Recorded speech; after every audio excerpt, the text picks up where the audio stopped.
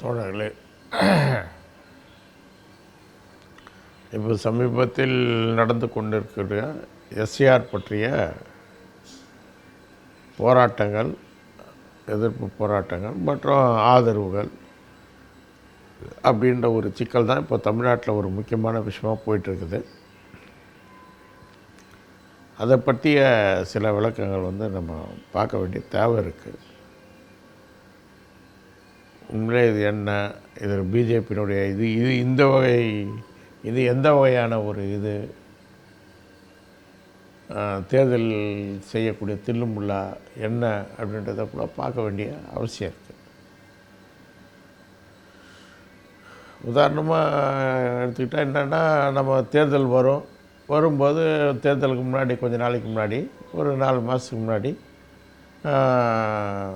அதில் புதியதாக வயது வந்தவர்கள் வாக்காளர்களாக சேர்ப்பாங்க, அப்புறம் நீக்குவாங்க, அப்புறம் இடமாற்றம் செய்கிறவங்க இடமாற்றம் செஞ்சுப்பாங்க. இதுதான் எப்போவுமே நடக்கும்.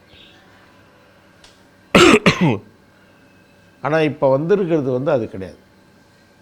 நிறைய பேர் தப்பாக நினச்சிட்ருக்கிறாங்க. அதை ஒரு திருத்தம் செய்ய போகிறாங்க அப்படின்றது. அப்படி இல்லை. புதிய வாக்காளர் பட்டியல் தயாரிக்க போகிறாங்க.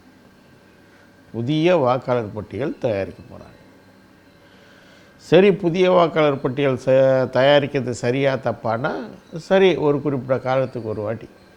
இதுக்கு முன்னாடி கூட நம்ம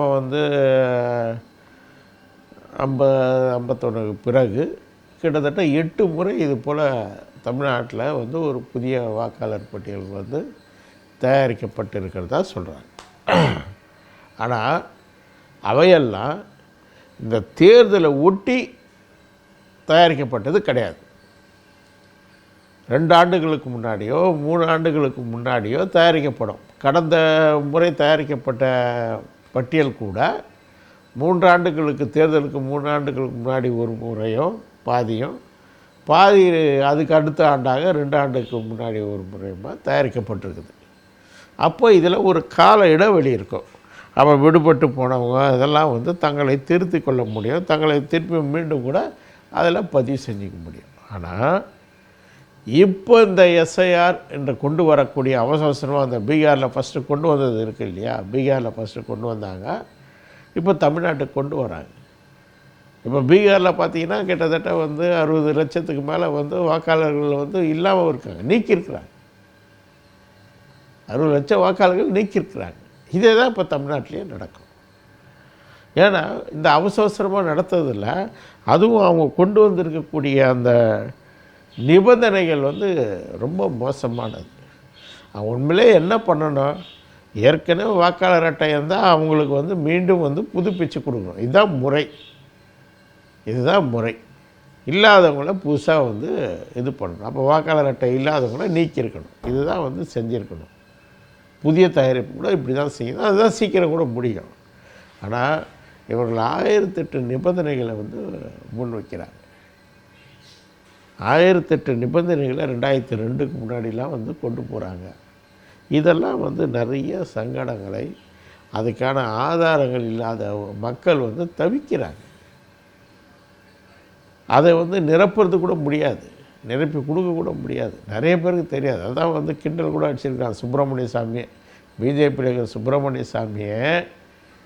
அவன் என்ன சொல்லியிருக்கிறான்னா, நரேந்திர மோடி இந்த ஃபார்மை ஃபில்லப் பண்ணி கொடுத்துட்டா நான் அரசியலை விட்டு ஒதுக்குறேன்னு சொல்லிக்கிறான்.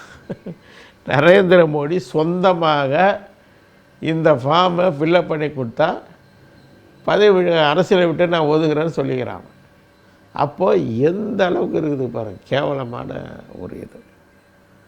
அப்போ ஏன் இது வருது அப்படின்றது தான் முக்கியம். ஏன்னா பிஜேபி பொறுத்த வரைக்கும் ஒரு பாசிச அரசுன்னு சொல்கிறோம். அந்த பாசிச அரசு இந்த தேர்தல் முறையை எப்படி நாடாளுமன்ற முறையெல்லாம் தனக்கு சாதகமாக மாற்றிக்க போகுது. அதை கலைக்கிறது இல்லை, கலைச்சாதான் ஃபாசிஸ்ட்டு அப்படின்னு சில கூம்பட்டைங்க சொல்லிகிட்ருக்குறாங்க. அப்படி இல்லை, கலைக்கிறது இல்லை, தனக்கு சாதகமாக எப்படி இதை தனக்கு சாதகமாக செஞ்சுட்டு வருதுன்றது தான் நம்ம பார்த்துட்டு இருக்கிறோம். முதல்ல இவிஎம் மிஷின் மூலம் பண்ணுது. அது ஒரு எல்லாம் உடனே கேட்குறாங்க, அதில் டிஎம்கே ஜெயிக்குது, அதெல்லாம் அப்படிலாம் கிடையாது. அதை திட்டவட்டமாக அப்படி பண்ணால் மாட்டி பண்ணுறதுக்காக தெளிவாக தேர்வு செய்யப்பட்ட பகுதிகளில் அது ஏவிஎம் மிஷினில் தனக்கான வாக்குகளை கூடுதலாக பதிவு செஞ்சுக்குது. இதனுடைய விளைவு தான் போன தேர்தலிலே கூட 360 தேர்தலுக்கு மேலே போடப்பட்ட பதிவு செய்யப்பட்ட வாக்குகளும் எண்ணப்பட்ட வாக்குகளுக்கும் வித்தியாசம் இருக்குது, வேறுபாடு. அந்த வேறுபாடு அதனால தான் வருது. இவர்கள் தங்களுக்கான வாக்குகளை சேர்க்கறதுனால தான் அந்த வேறுபாடே வருது. அப்போ இதன் மூலம் பண்ணிட்டது. அப்போ அந்த இஎம் எடுக்கணுன்றதுக்காகவே போராட்டம். ஏன்னா உலகத்தில் பெரிய நாடுகள் எங்கேயும் கிடையாது. ஏன்னா அடிப்படை அறிவு வேணும். அது ஒரு மிஷினு, அதுக்கு நாம் கொடுக்குற ப்ரோக்ராம் தான். அப்போ ஆட்சியாளர்கள் நடுநிலையாக தேர்தல் கமிஷன் இல்லை, பிஜேபியோட கட்டுப்பாட்டில் பிஜேபியோட ஏஜென்ட்டுகள் தான் தேர்தல் கமிஷனர்களாக இருக்கிறாங்க. அப்படி இருக்கும்போது அப்போது அவங்க கொடுக்குற ப்ரோக்ராம் தான். அப்போ இது சுலபமாக பண்ண முடியும். அப்போ அதனால தான் மேலை நாடுகளில், அதுவும் வளர்ந்த நாடுகளில் இவிஎம் மிஷின் பயன்படுத்தப்படல. அப்போ இவிஎம் மிஷின் மூலமாக மோசடி செஞ்சது. அதுக்கப்புறம் என்னென்னா, இந்த வாக்காளர் பட்டியல்களில் நிறைய போலி வாக்காளர்களை சேர்த்துருக்கு. இதுதான் கர்நாடகாவில் அம்பலப்படுத்துறது ஒரு தொகுதியில். அப்புறம் ஹரியானாவில் அம்பலப்படுத்திருக்கு, லேட்டஸ்ட் அம்பலப்படுத்தியிருக்காரு. கர்நாடகாவில் கூட ஒரு வீடுனா ஒரு 400-500 ஓட்டு இருக்கும், 0ன்னு அட்ரஸ் இருக்கும். ஆளே இருக்க மாட்டாங்க, வீடே கூட இருக்காது. இப்படி தான் கர்நாடகாவில் இது பண்ணாங்க. இப்போ ஹரியானாவில் இன்னும் சூப்பர். அதாவது கொஞ்ச நாள் அறிவு வேணாம். அதாவது இங்கே இருக்கிற மூஞ்சை போட்டு போலி வாக்காளர் தயாரித்தா கூட நம்ம ஆளுங்க சரின்னு டக்குன்னு கண்டுபிடிக்க முடியாது. பிரேசில் நாட்டு மாடலை இங்கே ஃபோட்டோவை போட்டு அதில் போலி வாக்கு இதை தயாரித்து வச்சுருக்காங்க. அந்த இவங்க 14 இடங்களில் அந்த அந்த ஃபோட்டோ அடிப்படையில் வாக்குகள் பதிவாகிருக்குது. பிரேசில் மாடல் அதை போட்டு பண்ணியிருக்கிறாங்க. அப்போ இந்த அளவுக்கு கேவலமாக அதை ராகுல் அமலப்படுத்தியிருக்கார். அது பல இடங்களில் அந்த ஃபோட்டோ இருக்குது. 100க்கும் மேற்பட்ட இடங்களில் முகவரிகளில் அதே ஃபோட்டோ இருக்குது. அப்புறம் இது ஒரு முறை போலி வாக்காளர்களை சேர்த்து இது. அப்போ இப்போ கூட பார்த்தீங்கன்னு சொன்னால் கபில் சிபல் சொல்லியிருக்கிறார், ஹரியானாலேருந்து பீகார் தேர்தலுக்கு 6000 பேர் போயிருக்கிறாங்க. ஒரு ட்ரெயின் விட்டு ஸ்பெஷல் ட்ரெயினே விட்டுருக்குறான். ஸ்பெஷல் ட்ரெயினு ஹரியானாலேருந்து பீகாருக்கு விட்டு ரயில்வேவே அது அதுக்கு உடனே அவங்கள ஏற்றிட்டு போய் இறக்கிருக்குது. அவங்க எங்கே போனாங்க, என்னானாங்க, யார் அவங்க அப்படின்னு கபில் சிபல் கேள்வி கேட்டிருக்காரு. அப்போ இறக்கியிருக்கிறாங்க ஃபுல்லாக. அப்போ இதெல்லாம் பாருங்கள், இதெல்லாம் முறை. இது மூணாவது இந்த முறை எஸ்ஐஆர்ன்றதுல தான் இவங்க என்ன பண்ணுறாங்கன்னா எல்லாரையும் திட்டவட்டமாக நீக்கிறாங்க. அதாவது பாமர மக்கள் முடியாமல் போய் அவங்களும் இழந்துருவாங்க, அவங்களும் வாக்குரிமை இழந்துருவாங்க. அது இல்லாமல் இவங்க டார்கெட் பண்ணக்கூடிய இஸ்லாமியர்கள், தலித்துகள், ஒடுக்கப்பட்ட உழைக்கும் மக்கள், இவங்களெல்லாம் டார்கெட் பண்ணி அதில் நீக்கிறாங்க. இப்படி நீக்கிறது தான் பீகாரில் 60-65 லட்சம் பேரை நீக்கியிருக்கிறாங்க. இது இப்போ ஒரு மூணாவது முறையை கையாளுறாங்க. ஒரு மூணாவது மெத்தட். தேர்தலை, நாடாளுமன்ற இதை எப்படிலாம் பண்ணுறாங்கன்றதை பாருங்கள் தன்னுடைய. ஏன்னா இதை எதிர்த்து நம்ம கோர்ட்டுக்கெல்லாம் போக முடியாது, தேர்தல் கமிஷனுக்கு எதிராக போக முடியாது. ஏன்னு சொன்னால் அது சட்டம் ஏற்றிக்கிறாங்க. என்ன சட்டம் ஏற்றிக்கிறாங்கன்னா, தேர்தல் கமிஷன் மேலே யாரும் வழக்கு தொடுக்க முடியாதுன்னு நாடாளுமன்றத்தில் சட்டம் ஏற்றுறாங்க. அதாவது இந்தியாவிலேயே ஜனாதிபதிக்கு எதிராக வழக்கு தொடுக்கலாம், இவங்களுக்கு பிரதம மந்திரிக்கு எதிராக வழக்கு தொடுக்கலாம், நீதிபதிகளுக்கு கூட நாடாளுமன்றத்தில் அனுமதி வாங்கி வழக்கு தொடுக்கலாம். ஆனால் தேர்தல் கமிஷனுக்கு எதிராக வழக்கே தொடுக்க முடியாது. இந்தியாவிலே ஒரே ஆள் அவங்க தான். அதை சட்ட நாடாளுமன்றத்தில் இவங்க முன்னவே அந்த சட்டத்தை இயற்றி வச்சிருக்கிறாங்க. அப்போ இதன் மூலம் நீதிமன்றத்துக்கோ எதுக்கோ போய் கூட ஒன்றும் செய்ய முடியாது. அப்படிப்பட்ட ஒரு சட்ட சிக்கலை உருவாக்கி வச்சுருக்கிறாங்க. இதுதான் வந்து இதனுடைய அம்சம். இந்த அடிப்படையில் தான் எல்லா தில்லுமுல்லுகளையும் எல்லா விஷயங்களையும் அவங்க திட்டமிட்டு செய்கிறாங்க. அது மட்டும் இல்லாமல் தேர்தல் கமிஷனரை நியமிக்கிறது முன்ன எப்படி இருந்ததுன்னா, சுப்ரீம் கோர்ட்டு ஜட்ஜி, பிரைம் மினிஸ்டர், எதிர்க்கட்சி தலைவர், இவங்க 3 பேர் கொண்டவங்க தான், 3 பேர் கொண்ட பேனல் தான் தேர்தல் கமிஷனை தீர்மானிக்க தான் இருந்தது. அதை என்ன பண்ணிட்டாங்கன்னா நீக்கிட்டாங்க. அதை வந்து பேனலில் வந்து ஒழிச்சு கட்டிட்டு பிரைம் மினிஸ்டர், எதிர்க்கட்சி தலைவர், இன்னொருத்தர் அவங்க கட்சியை சேர்ந்தவங்களும், உள்துறை மந்திரியோ வேறு யாரோ, இவங்கள வந்து வச்சுக்கிட்டு 3 பேர் கொண்ட பேனல். அப்போ அந்த 2 பேர் யார் தீர்மானிப்பாங்க? பெரும்பான்மை என்ற படியில் பிஜேபிக்காரங்க தான் தீர்மானிப்பாங்க யார் தேர்தல் கமிஷனர் எல்லாம். அந்த அடிப்படையில் கொண்டு வரப்பட்டவங்க தான் இன்றைக்கி இருக்கிற ஒரு அயோக்கியம். முழுக்க கம்ப்ளீட்டாக வந்து திட்டவட்டமாக அவன் தெளிவாக பிஜேபியினுடைய ஒரு விங்காக, ஒரு மகளிர் அணி, இளைஞர் அணி, மாணவர் அணி மாதிரி இது ஒரு தேர்தல் கமிஷன்ன்றது அவங்களுடைய ஒரு பிஜேபியுடைய ஒரு அணியாக இந்த கமிஷன் வந்து செயல்படுத்திட்டுருக்கிறார். இதுதான் வந்து இங்கே இருக்கிற விஷயம். அது மட்டும் இல்லாமல் இந்த சிந்தனை போக்கு எல்லாருக்கிட்டையுமே இருக்குது, எல்லா அதிகாரிகள்கிட்ட, தேர்தல் கமிஷன்கிட்ட பெரும்பாலும் இருக்குது. இதனுடைய விளைவு என்னென்னா, இங்கே கூட என்ன பேசுகிறாங்கன்னா, மீட்டிங் நடத்துகிறாங்க, கான்ஃபரன்ஸுக்கு தான் நடத்துகிறாங்க. அவன் டைரெக்டாக வந்து கூட்டத்தை வந்து நடத்தலை, கான்ஃபரன்ஸ் தான் நடத்துகிறாங்க, வீடியோ கான்ஃபரன்ஸ் தான் நடத்துகிறாங்க. அடுத்தது அவங்க என்ன அறிவிக்கிறாங்கன்னா, இந்த விண்ணப்பத்தை வந்து